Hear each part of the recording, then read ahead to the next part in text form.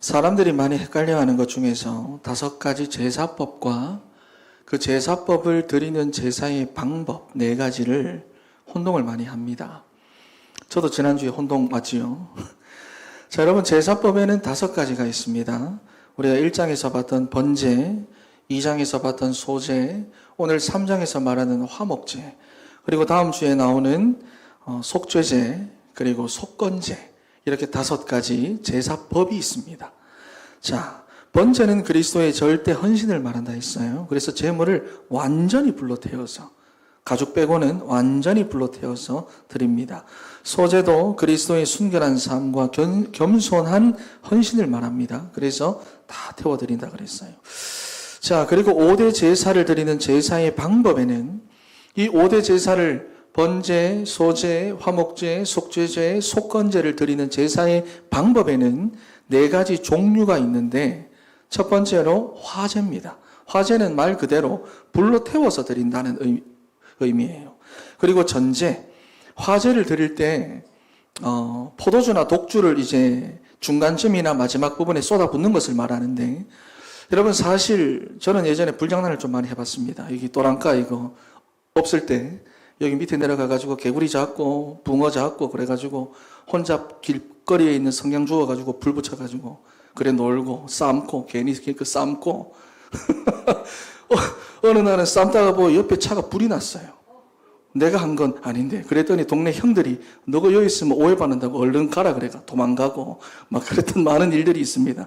어찌됐든 간에 화제를 드리는 중에 이제 쏟아붓는데 이유는 잘 타지 않습니다. 짐승이 한 마리를 불로 태워도 완전히 타는 것은 쉽지 않습니다. 그래서 제물을 완전히 태워서 하나님께 드릴 수 있도록 그 제물 가운데 포도주, 독주 이런 것을 쏟아붓는 겁니다. 그래서 모든 것을 쏟아부어 드린다라는 의미가 전제입니다. 그래서 사도 바울이 디모데후서 4장에서 디모데에게 유언과도 같은 그런 메시지를 할 때 전제와 같이 내가 부어지고 떠날 시각이 가까웠다. 이게 어떤 의미로 말한 건지 우리가 짐작을 할 수가 있는 거예요. 그리고 요제는 제물을 이렇게 흔들어서 올렸다가 흔들어서 내리는 것을 말하고, 거제는 높이 올렸다가 내리는 것을 말합니다. 그래서 제사법과 제사를 드리는 방법에 대해서 이제는 여러분들이 혼동하시면 안 돼요. 또 앞으로도 말할 거니까 혼동을 하시면 안 됩니다. 자, 오늘은 5가지 제사법 중에서 화목제입니다. 자, 첫 번째로 화목제가 무엇이냐? 첫 화목제는 하나님과의 관계 회복입니다. 이게 가장 중요한 거예요. 관계 회복이다. 그래서 화목제를 원어로 보면은 여러분도 잘 아는 단어 샬롬이라고 하는 단어의 복수 형태입니다. 그러니까 쉘라밈이라고 하는 말입니다. 굳이 우리말로 번역을 하면 번역상 화목제지만 있는 그대로 직역을 하면은 평화들 이런 의미가 되겠지요. 그러니까 화목제는 죄로 인해 깨어진 하나님과 우리와의 관계를 회복하는 제사를 말하는데, 화목제도 마찬가지로 죄와 관련이 있는 제사도 있고 관련 없는 제사도 있다. 하지만 근본적으로는 다 관련이 있다라는 것입니다. 자, 먼저 화목제의 몇 가지 특징 중에서 제물의 내용을 살펴보면은 번제와 비슷한 것 같은데 조금 차이가 있습니다. 조금. 자, 번제의 제물은 비둘기를 제외하고 소나 양이나 염소 중에서도 흠 없는 무엇으로 드렸습니까? 맞습니다. 수컷으로 드렸습니다. 왜냐하면은 예수 그리스도를 예표하는 거니까 번제는 수컷으로 드렸습니다. 그런데 오늘 화목제무의 제물을 보면은 형편에 따라서 1절에서부터 5절 말씀은 소로 하고 6절에서부터 11절은 양으로 하고 12절에서부터 17절은 염소로 드리라 그랬어요. 그렇다고 여러분, 이것이 형편에 따라서 매나 마찬가지로 드리든지 말든지 하라는 것이 아니라 어떠한 형편에 있든지 하라는 것이지요. 하라. 그런데 화목제에는 무엇이 없다? 비둘기가 없어요. 이거는 제가 나중에 설명을 하겠습니다.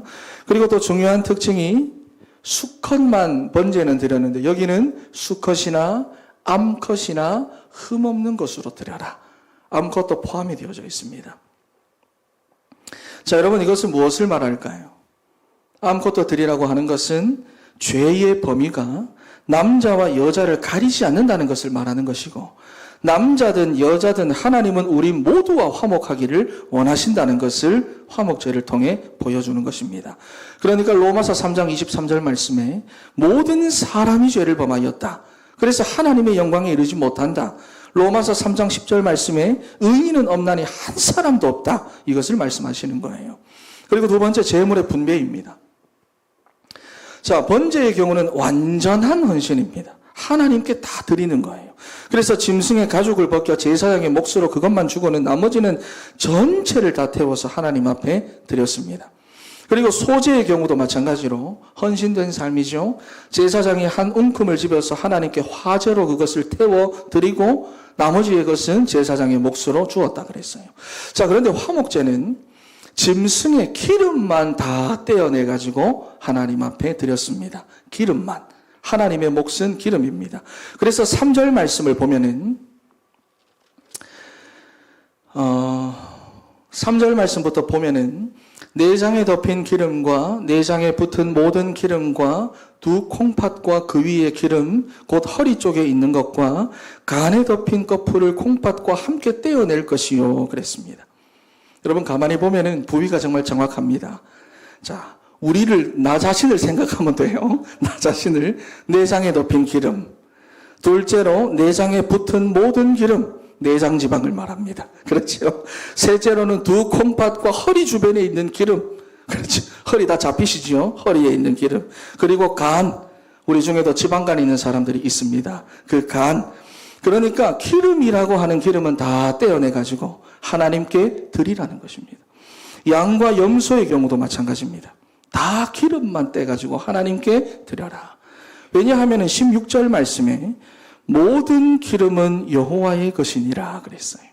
우리 17절 말씀 한번 읽어보겠습니다. 17절 시작. 너희는 기름과 피를 먹지 말라. 이는 너희의 모든 처소에서 너희 대대로 지킬 영원한 규례니라. 아멘.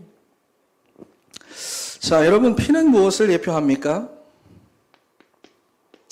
피는 예수 그리스도를 예표하고 기름은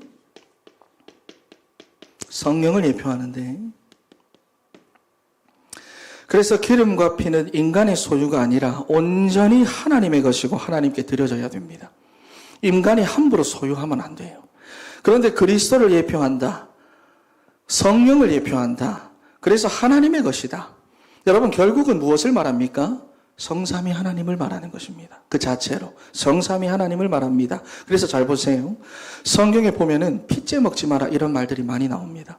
오늘 본문에도 보면 피와 기름을 먹지 마라 그랬잖아요. 자, 왜냐하면은 피가 우리 몸 안에 있을 때는 생명인데 그 피가 우리 몸 밖으로 나오면 저주입니다. 저주가 되는 거예요. 무슨 말이냐? 하나님이 우리와 함께 하시는 것이 생명이고 하나님께서 우리를 떠나시는 것이 저주라는 것입니다. 이해가 되시죠? 그러니 희생제물의 피와 기름은 예수 그리스도를 통해서 완성되고 성령 하나님을 통해 적용될 하나님의 구속 사역을 의미하는 것이기 때문에 함부로 소유하거나 먹지 말라는 것입니다. 그리고 또 짐승의 피를 마시는 이방 사람들의 그런 악한 풍습을 따라가지 않도록, 세상의 풍조를 따라가지 않도록 하기 위함도 있는 거예요. 자, 그러니까 화목제로 드려진 제물은 하나님께서 무엇만 받으십니까? 기름만 받으신다.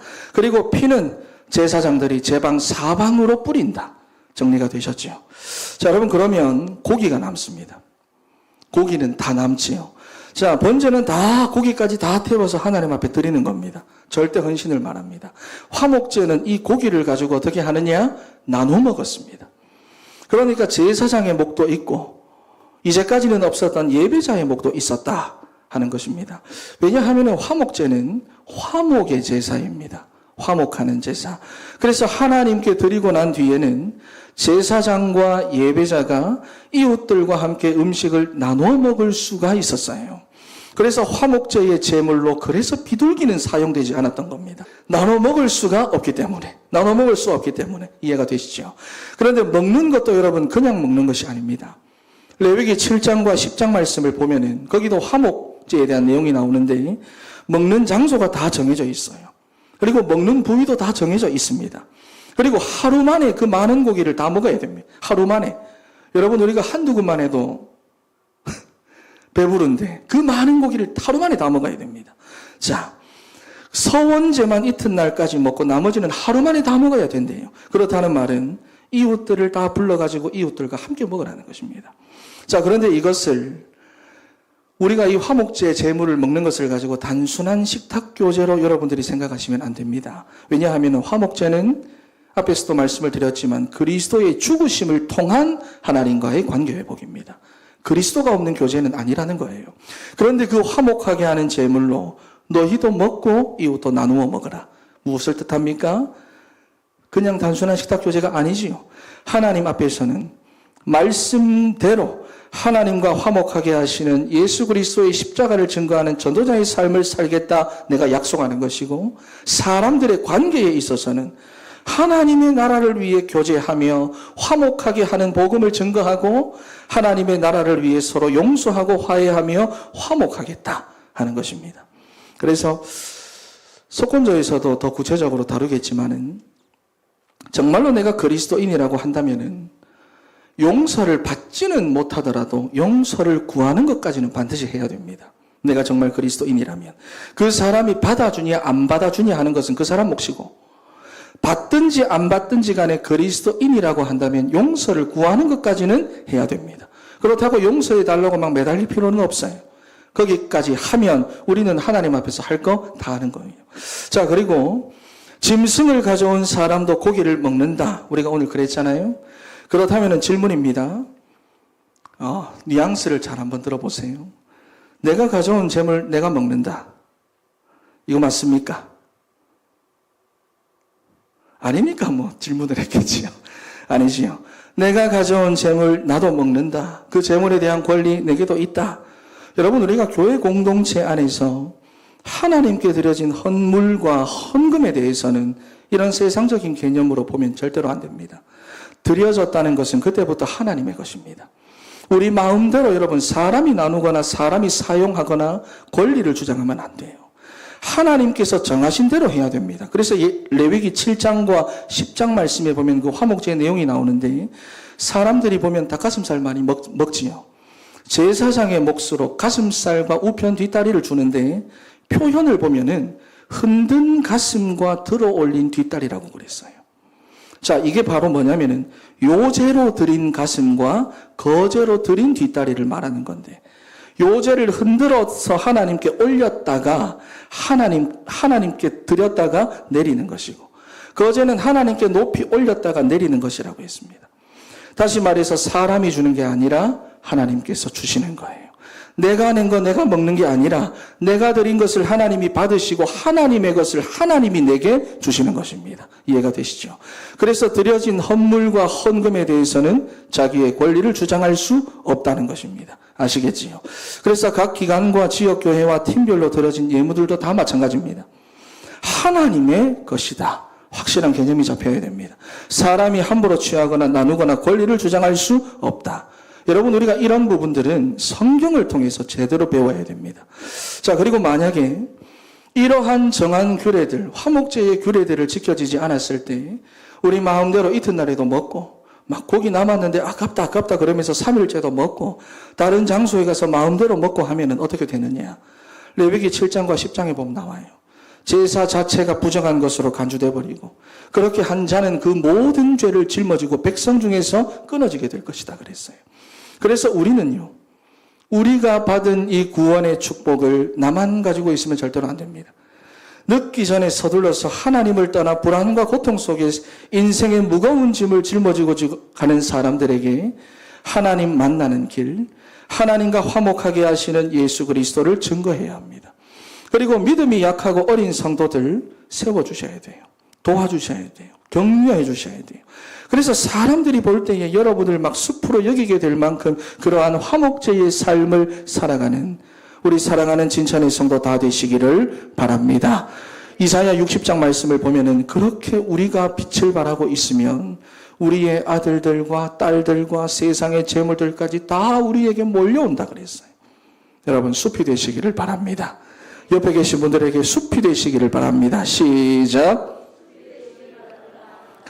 할렐루야. 그리고 화목제에는 3가지 종류가 있습니다.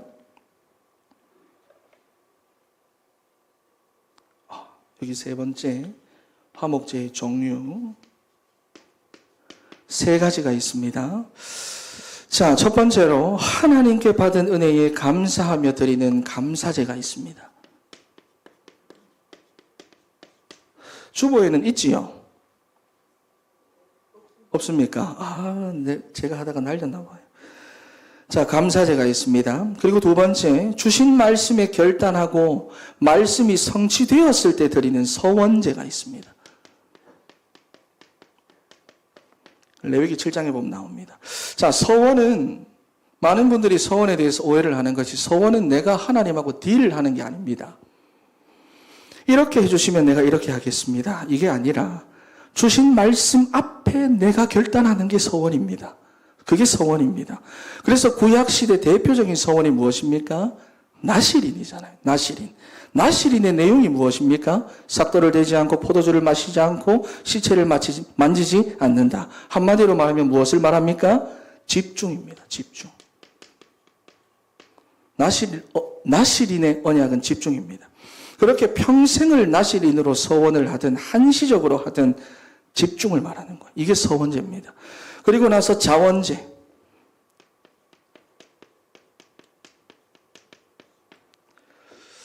자발적이고 감사하는 마음으로 하나님께 드리는 제사를 말합니다. 이 자원제를 다른 말로 하면 낙헌제라고도 하는데 성막이나 성전을 건축할 때 백성들이 자발적으로 드리는 예물을 말하는 거예요.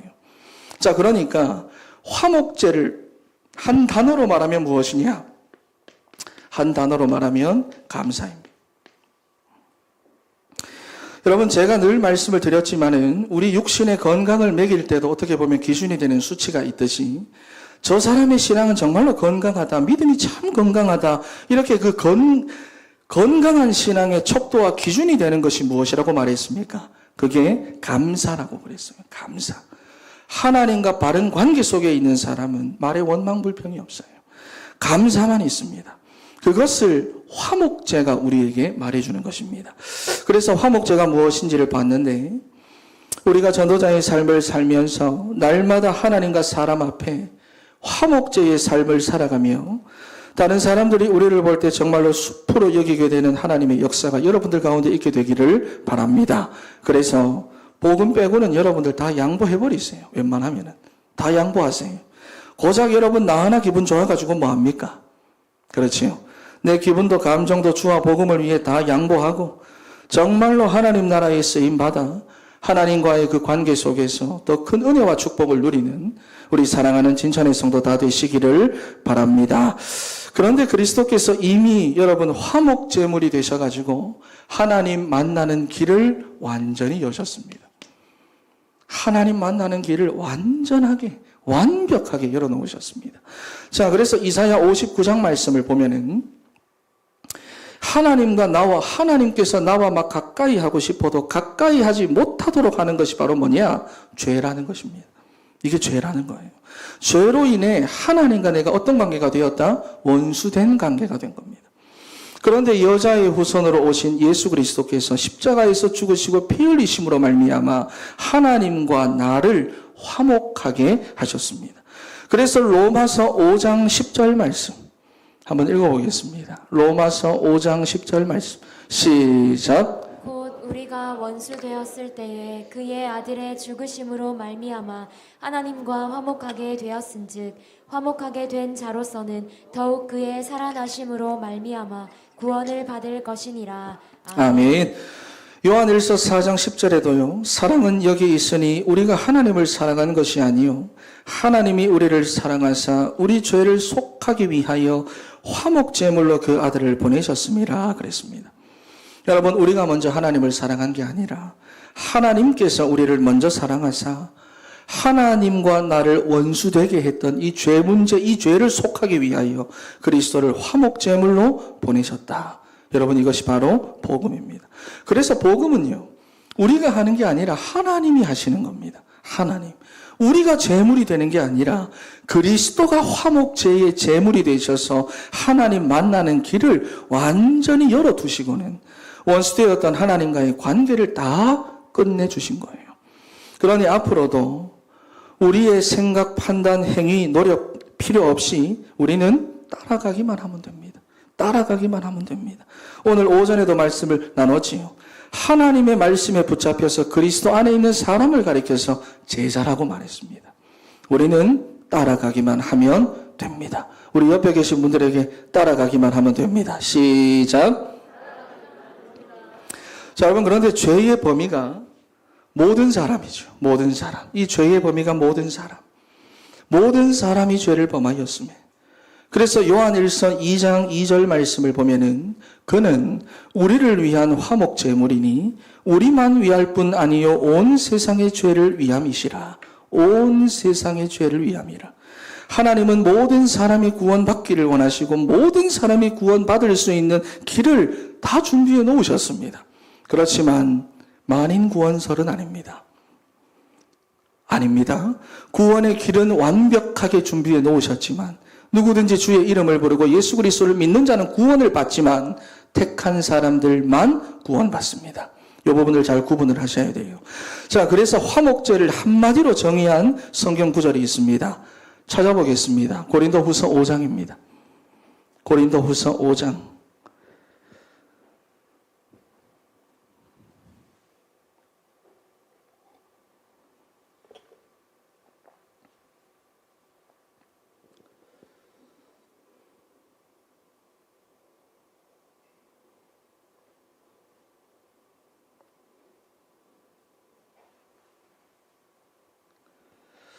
고린도후서 5장. 자, 먼저 15절, 16절 말씀 읽어보겠습니다. 15절, 16절만 시작. 그가 모든 사람을 대신하여 죽으심은 살아있는 자들로 하여금 다시는 그들 자신을 위하여 살지 않고 오직 그들을 대신하여 죽었다가 다시 살아나신 이를 위하여 살게 하려 함이라. 그러므로 우리가 이제부터는 어떤 사람도 육신을 따라 알지 아니하노라. 비록 우리가 그리스도도 육신을 따라 알았으나 이제부터는 그같이 알지 아니하노라. 아멘. 이렇게 해야 되는 이유가 무엇입니까? 17절에 그런 중 누구든지 그리스도 안에 있으면 새로운 피조물이라. 이전 것은 지나갔으니 보라 새 것이 되었도다. 여러분, 그리스도 안에 있으면 새로운 피조물이래요. 여기 새롭다라고 하는 말이 원어로 카이노스라는 말인데 전에 없었던 이라는 말입니다. 전에 없었던 존재가 되었다는 것입니다. 창세기 3장 상태였던 우리가 전에 없었던 완전하게 새로운 존재가 되었으니 전에 살던 것처럼 안 살아도 된다는 거예요. 옛사람의 모습과 체질을 따라 세상의 것, 그 육신의 것에 끌려다닐 필요가 없다는 것입니다. 그러면서 18절과 19절 말씀 읽어보겠습니다. 18절, 19절 시작. 모든 것이 하나님께로서 났으며 그가 그리스도로 말미암아 우리를 자기와 화목하게 하시고 또 우리에게 화목하게 하는 직분을 주셨으니 곧 하나님께서 그리스도 안에 계시사 세상을 자기와 화목하게 하시며 그들의 죄를 그들에게 돌리지 아니하시고 화목하게 하는 말씀을 우리에게 부탁하셨느니라. 아멘. 하나님께서 우리에게 화목하게 하는 직분을 주시고 화목하게 하는 말씀을 부탁하셨대요. 하나님과 사람 앞에 전도자의 삶을 살아가는 것, 그것이 바로 화목제의 삶입니다. 여러분, 그래서 고린도후서 5장에서 계속적으로 반복해서 나오는 말씀이 있지요. 무엇이냐면은 그리스도로 말미암아, 그리스도 안에서 계속해서 나옵니다. 마태복음 5장 9절 말씀에도 보니까 화평하게 하는 자가 복이 있나니 그들이 하나님의 아들이라 일컬음을 받을 것이다 그랬습니다. 화평하게 하는 자가 복이 있다. 화평하게 하는 직분을 감당하는 우리 사랑하는 진천의 성도 다 되시기를 바랍니다. 할렐루야. 레위기 오후에 하니까 졸음이 많이 오시죠. 하나님과 화평해지면 안 됩니다. 지금 그런 식으로 화평하면 안 돼요. 자, 그리고 사도 바울의 부탁이 하나 나오는데 20절과 21절 말씀 한번 읽어보겠습니다. 20절과 21절 시작. 그러므로 우리가 그리스도를 대신하여 사신이 되어 하나님이 우리를 통하여 너희를 권면하시는 것 같이 그리스도를 대신하여 간청하노니 너희는 하나님과 화목하라. 하나님이 죄를 알지도 못하신 이를 우리를 대신하여 죄로 삼으신 것은 우리로 하여금 그 안에서 하나님의 의가 되게 하려 하심이라. 아멘. 여기 보니까 사도 바울이 간청한대요. 그냥 부탁도 아니고 간청한대요. 너희는 하나님과 화목해라. 죄 가운데 살지 마라. 사단의 함정에 빠져 살지 마라. 내가 원하는 대로 육신을 따라 살아가지 마라. 바울이 막 간청합니다. 그러니 여러분, 전도자의 삶을 살아가며 화목하게 하는 복음의 말씀을 증거하고 하나님께서 주시는 그 복된 인생을 살아가는 우리 사랑하는 진천의 성도 다 되시기를 바랍니다. 우리 한 번 더 옆에 계신 분들에게 화목제의 삶을 살아갑시다. 인사하겠습니다. 시작. 결론입니다. 하나님은 죄인 되었던 우리와 화목하기를 원하셔서 예수 그리스도를 보내셨고 그분이 짐승이 도살되듯이 십자가에서 죽으심으로 죄로 인해 깨어진 하나님과 우리 사이의 관계를 회복시켜 주셨습니다. 이러한 구원의 은혜를 받은 우리가 그 은혜에 감사하며 말씀의 날을 헌신하고 주의 나라를 위하여 헌신하고 감사하며 하나님과 다른 사람을 화목하게 하는 일에 쓰임받는 전도자의 삶을 살아가는 것이 화목제의 삶입니다. 여러분, 하나님께서 왜 이렇게 잔인한 제사를 향기롭다라고 말씀을 하셨을까요? 사실 여러분, 안수라고 하는 그 한 가지만 빼면 그냥 도살입니다. 짐승을 잡는 거예요. 굉장히 잔인합니다. 하나도 은혜롭지 않아요. 그렇지요. 여러분, 제가 신혼 때